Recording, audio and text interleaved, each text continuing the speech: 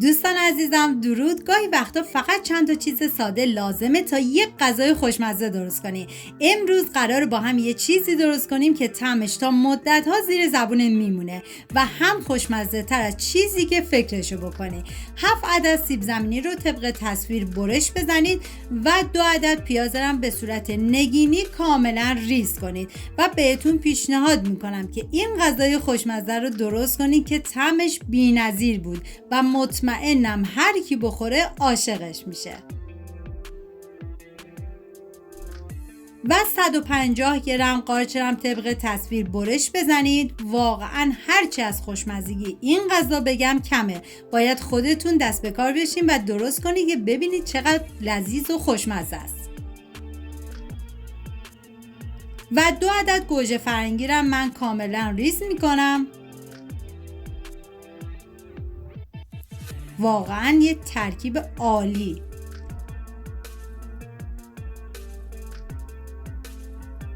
و ما برای این غذا نیاز به شوید داریم که من از یه دسته شوید استفاده کردم و کاملا ریز میکنم و سعی کنید که برای این غذا حتما از شوید تازه استفاده بکنید چون طعم غذا رو بی نهایت خوشمزه میکنه.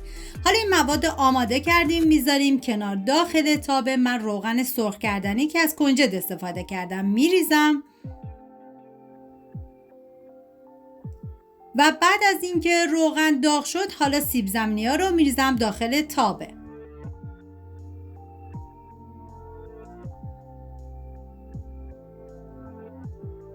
و هم میزنم و زمان میدم تا سیب زمینی‌ها کاملا سرخ بشن.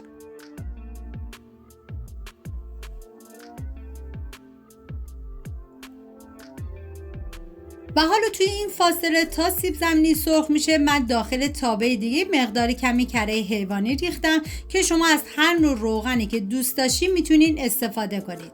و بعد از اینکه داغ شد پیازایی که ریز کردم و میریزم داخل تابه و هم میزنم و میذارم تا پیاز کاملا سرخ بشه.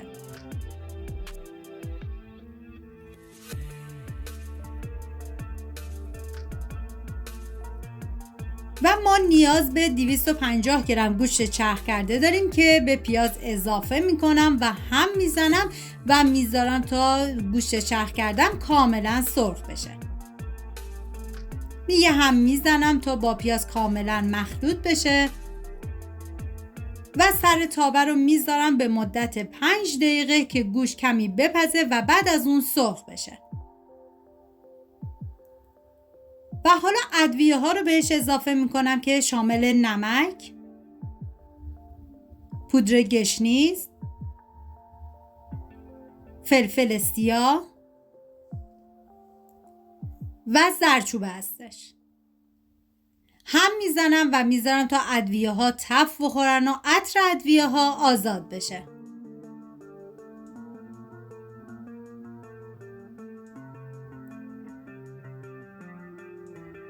و حالا قارچی که ریز کرده بودیم و به گوشت اضافه میکنم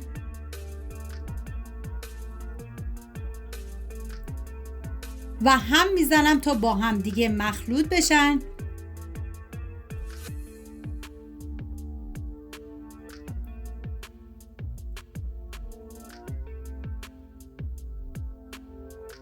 و سر تابه رو میذارم به مدت 5 دقیقه تا آب قارچ کاملا کشیده بشه و بعد از اون سرخ بشه.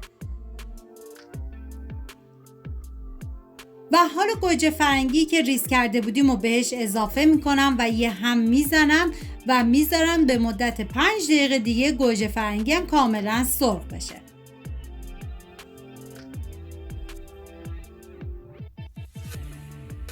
و بعد از 5 دقیقه دیگه کاملا سرخ شده و من یک قاشق غذاخوری رو به گوجه فرنگی هم به بقیه مواد اضافه میکنم و یه هم میزنم و میذارم تا ربم کاملا تف بخوره. و حالا توی این فاصله میریم سراغ سیب زمینی ها که دیگه کاملا سرخ شده و من سیب زمینی ها رو از روغن جدا میکنم و میذارم تا کاملا خنک بشه. و میریم سراغ گوشت که دیگه اینجا کاملا موادمون آماده شد و من زیر حرارت رو خاموش میکنم و میذارم تا مواد کاملا خنک بشه. بعد داخل ظرفی 3 عدد تخم مرغ رو من میشکنم و هم میزنم تا تخم مرغ کاملا از لختگی در بیاد.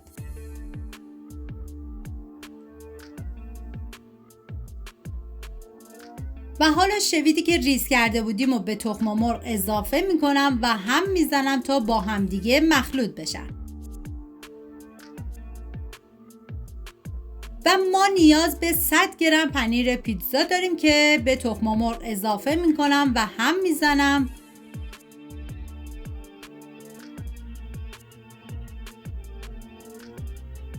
و حالا سیب زمینی‌هایی که سرخ کرده بودیم و گذاشتیم سرد شد و به تخم مرغ اضافه میکنم.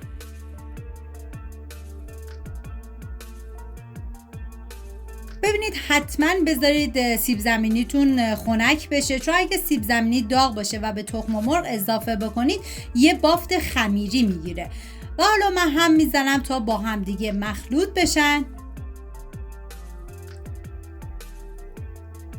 و حالا ظرفی که میخوام بذاریم داخل فر که من از این قالبای کمربندی استفاده کردم و مقدار کمی روغن میریزم و قالبمو کاملا چرب میکنم. شما از هر نوع قالبی که دوست داشتید میتونید استفاده کنید، ولی حتما کف قالب و دیوارهاشو چرب کنید.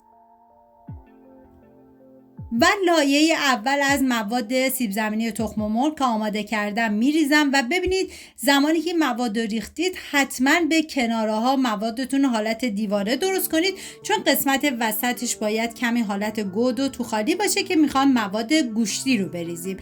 و این نکته مهم این که وقتی که مواد گوشتی رو ریختید به هیچ عنوان به کناره ها ریخته نشه، چون شکل ظاهری این غذاتون قشنگ نمیشه. و حالا من مواد گوشتی میریزم و بعد از اون سطحش رو صاف میکنم و لایه آخر من دوباره از مواد سیب زمینی میریزم. دوستان عزیزم، اگر از این غذای خوشمزه خوشتون اومده، لایک یادتون نره. حتما تو کامنت ها بگین که این غذای خوشمزه رو امتحان کردین یا نه. برای دیدن دستورهای بیشترم حتما کانال رو سابسکرایب کنید. حالا من لایه آخرم از مواد سیب زمینی میریزم و بعد از اون میذارم داخل فری که از قبل گرم شده با دمای 190 درجه به مدت 25 دقیقه و بعد از اون این غذای خوشمزه‌مون آماده است. حالا من کاملا سطحش رو فشرده میکنم و دیگه میذارم داخل فر. اینم از غذای خوشمزه ما. امیدوارم درست کنید، در کنار خانواده از خوردنش لذت ببرید. ممنون از همراهی همیشگیتون. تا یه خوشمزه دیگر، بدرود.